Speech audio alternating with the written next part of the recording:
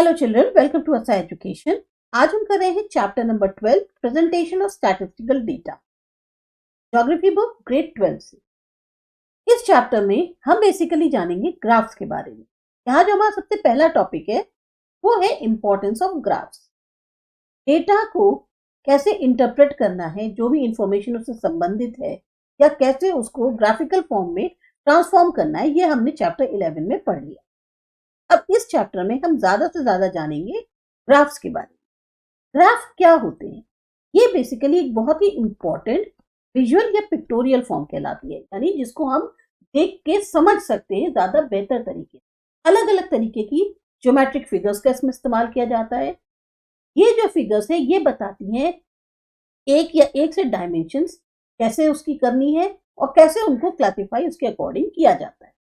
एक general classification जो graphs का है वो आपको दिया गया था चैप्टर 11 में, जहां ये बताया गया था कि किस तरीके से लाइन, बार, सर्कल, स्क्वायर, स्फीयर, क्यूब या और तरीके के डायग्राम्स बन सकते हैं। ये सारे के सारे डायग्राम्स आपको इस चैप्टर में भी बताए गए। क्या होता है जब हमें कोई भी डेटा जो है वो न्यूमेरिकल फॉर्म में दिया जाता है तो हम उसको सिंपली रीड करके समझ लें, ऐसा हमारे लिए बहुत मुश्किल होता है। इसीलिए इन फिगर्स को हम किस में ट्रांसफॉर्म कर देते हैं? टेबल्स। अब जो डेटा हमारे को टेबुलर फॉर्म में अरेंज करके मिलता है वो हमें कहीं ज्यादा चीजों को एक्सप्लेन करने में मदद करता है बजाय खाली न्यूमेरिकल्स की। लेकिन अगर इसी डेटा को हम पिक्टोरियल फॉर्म में या विजुअल पिक्टोरियल फॉर्म में ट्रांसफॉर्म कर दें तो हमें बहुत ज्यादा क्लियर इंफॉर्मेशन मिल जाती है। एक खास टेक्निक या कहना चाहिए एक स्पेशल जो अप्रोप्रिएट उसके लिए परफेक्ट होती है, ऐसी टेक्निक को सिलेक्ट किया जाता है जब हमें यह पता हो कि हमारे डेटा का नेचर कैसा है। एक पर्टिकुलर डायग्राम जो सबसे सूटेबल कर रहा हो एक डेटा सेट के लिए, हो सकता है वो दूसरे डेटा सेट के लिए सूटेबल ना हो। अब जैसे जो लाइन या बार ग्राफ होते हैं वो बहुत ज्यादा सूटेबल होते हैं क्लाइमेटिक एलिमेंट्स को दिखाने के लिए, जबकि जो डॉट, कलर या कुछ सिंबल्स होते हैं वो ज्यादा इफेक्टिव रहते हैं डिस्ट्रीब्यूशन या प्रोडक्शन डेटा को दिखाने के लिए, चाहे वो एग्रीकल्चर, मिनरल या इंडस्ट्री से संबंधित हो। अब यहाँ पर आपको कुछ टाइप ऑफ ग्राफ्स दिखाए गए हैं जो डेटा को दिखा रहे हैं अलग अलग डायग्राम्स की मदद से। सबसे पहले है लाइन ग्राफ। ये बेसिक मेथड है किसी भी ग्राफ को ड्रॉ करने का।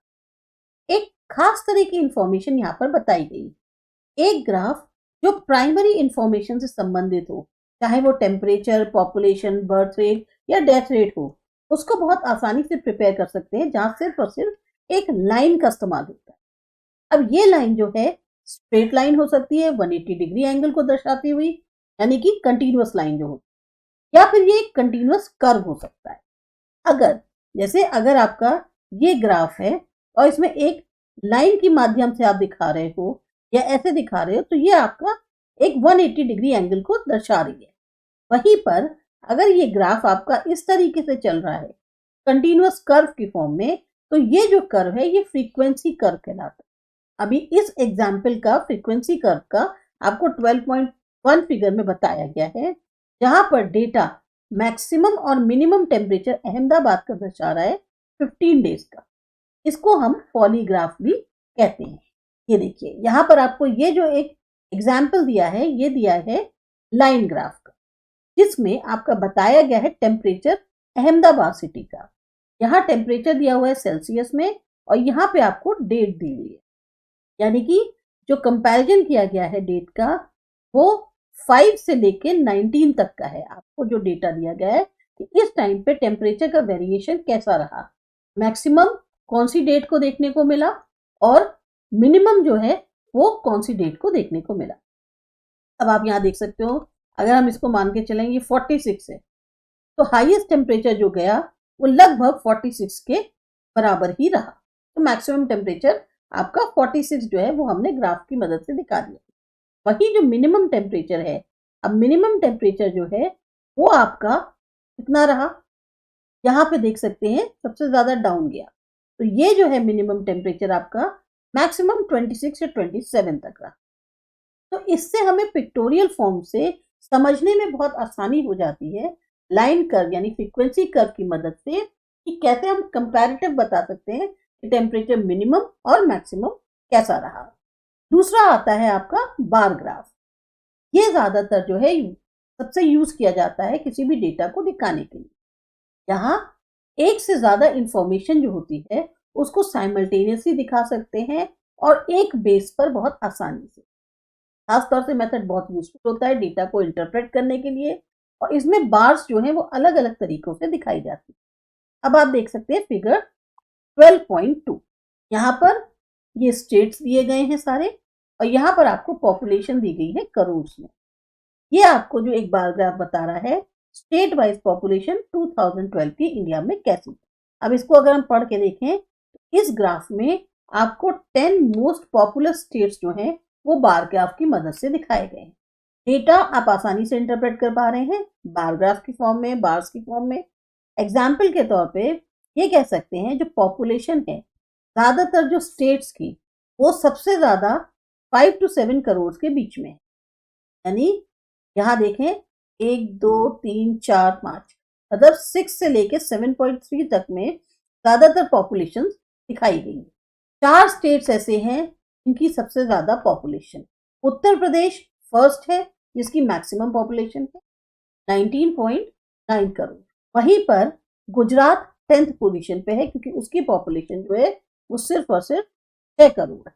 तो बहुत मुश्किल हो जाए अगर इस तरह की डेटा हो और उसकी कंपैरेटिव इंफॉर्मेशन हासिल करनी हो न्यूमेरिकल्स की मदद से, तो हमें बहुत मुश्किल हो जाएगा इस डेटा को समझने के लिए। तो जो ग्राफ है वो हमें इतनी हेल्प करता है कि हम आसानी से डिफरेंशिएट कर पाते हैं। जब एक से ज्यादा इंफॉर्मेशन दिखानी होती है साइमल्टेनियसली तो बार्स जो हैं वो एक दूसरे से एडजॉइन करके बनाई जाती है, और कुछ स्पेस जो है दो बार्स के बीच में दिया जाता है जो हमें बहुत ही क्लियर इंफॉर्मेशन देता है। अब जैसे आप यहाँ पर देख सकते हैं ये जो बार ग्राफ दिया है ये मेडल विनर कंट्रीज के बारे में है जो वर्ल्ड ओलंपिक्स 2016 में हुआ उसका। इसमें नंबर ऑफ मेडल्स कितने किस कंट्री को मिले गोल्ड येलो से, सिल्वर ग्रे से और ब्राउन ब्रॉन्ज से रिप्रेजेंट किया। इस ग्राफ में इंफॉर्मेशन उन लीडिंग कंट्रीज के बारे में जिन्होंने मेडल्स जीते ओलंपिक गेम्स में 2016 के अंदर।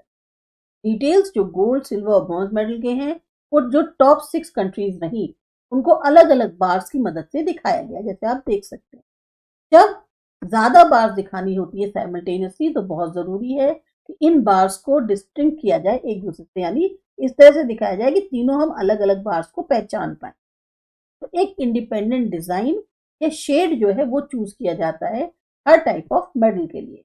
अगर ये कलर्ड मैप है तो इंफॉर्मेशन इन मेडल्स की बहुत आसानी से हम समझ सकते हैं अलग अलग कलर्स की सहायता से।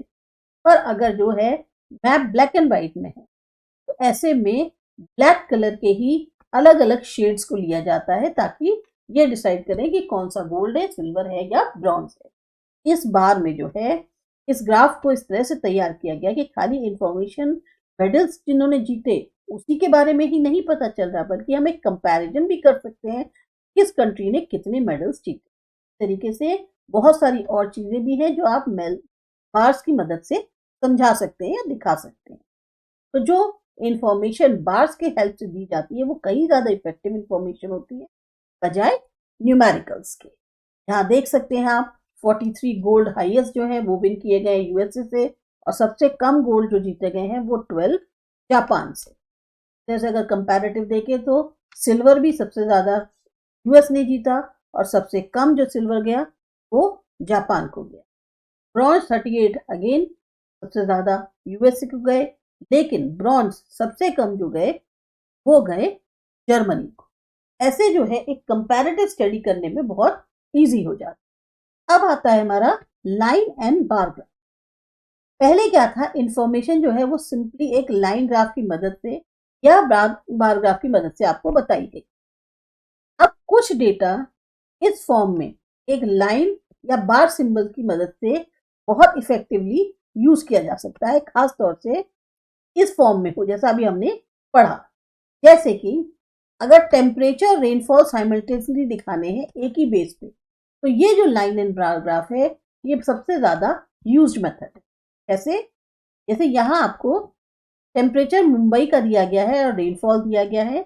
एक तरफ आपको रेन दी गई है इंचेस में एक तरफ आपको बताया गया टेम्परेचर फ़ारेनहाइट और यहाँ आपको सारे के सारे पूरा एक साल के मंथ्स दिए गए। यहाँ पर मंथ वाइज डेटा जो है टेम्परेचर और रेनफॉल का एक साल मुंबई का जो है वो प्लॉट किया गया है। इस ग्राफ से एक इंटरप्रिटेशन कि कैसे कोरिलेशन है दोनों एलिमेंट्स का वो आसानी से निकाला जा सकता है।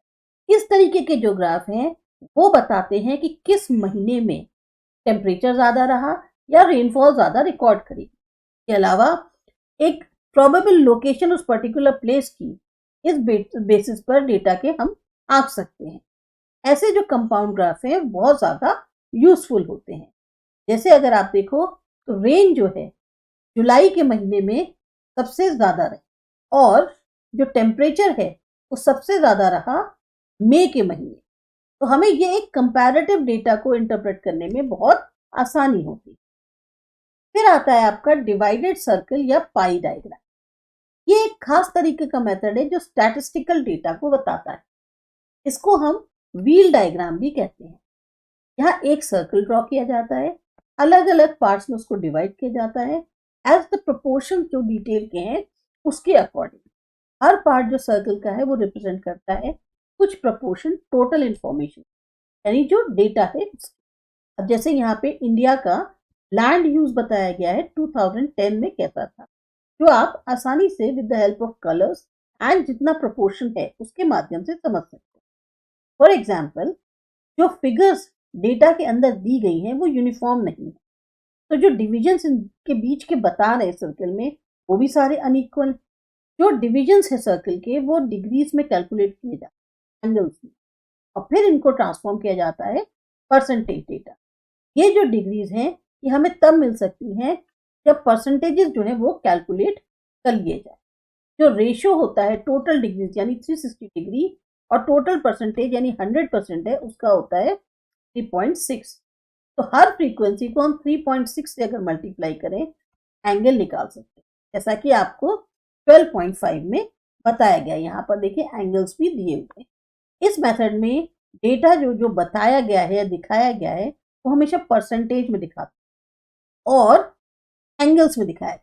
ये जो एंगल्स हैं ये डिसेंडिंग ऑर्डर में अरेंज होते हैं और इनको क्लॉकवाइज डायरेक्शन में बनाते हैं यानी कि 12 आवर स्पॉट से। अगर आप देखें तो जो डेटा है वो आपका क्लॉकवाइज डायरेक्शन में चल रहा है। हर डिवीजन जो सर्कल का है वो डिफरेंट शेड या कलर से दिया गया। तो ये जो डिविजन्स हैं ये आसानी से इवेल्युएट किए जा सकते हैं एक दूसरे।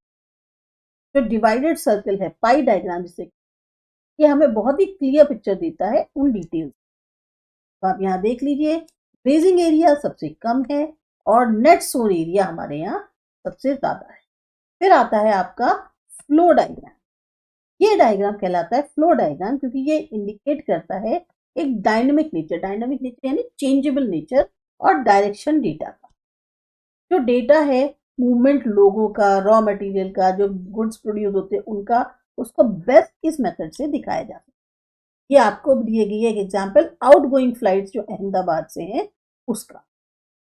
अब जो मूवमेंट है लोगों का या गुड्स का उसमें दो चीजें निकल के आती हैं। एक है डायरेक्शन क्या है उस मूवमेंट का और कितने प्रोपोर्शन में गुड्स या नंबर ऑफ पीपल जा रहे हैं उनका कितना मूवमेंट है।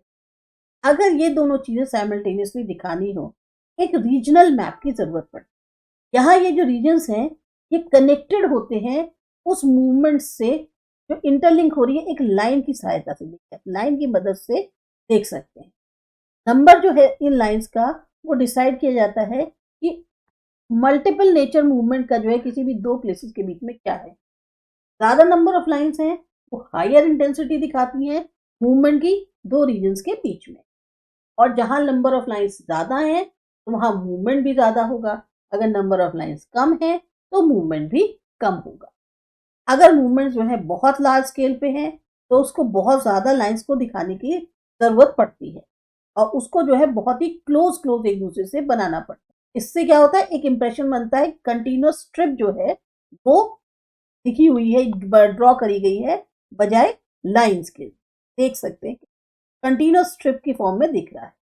एग्जाम्पल अगर जो देखे फ्लो डायग्राम का 12.6 में या इंफॉर्मेशन फ्लाइट्स की बाहर जाते हुए कई डायरेक्शंस में डेस्टिनेशन जो है गुजरात से है, वहां से उसको लाइंस की मदद से दिखाया जा रहा है। गुजरात अहमदाबाद से कई सारी फ्लाइट्स जो हैं वो कंटिन्यूअस जा रही हैं, उनका मूवमेंट कितना ज्यादा है। अब इसके बाद जो है वो है डिस्ट्रीब्यूशन मैप्स। ये करते हैं अगले वीडियो।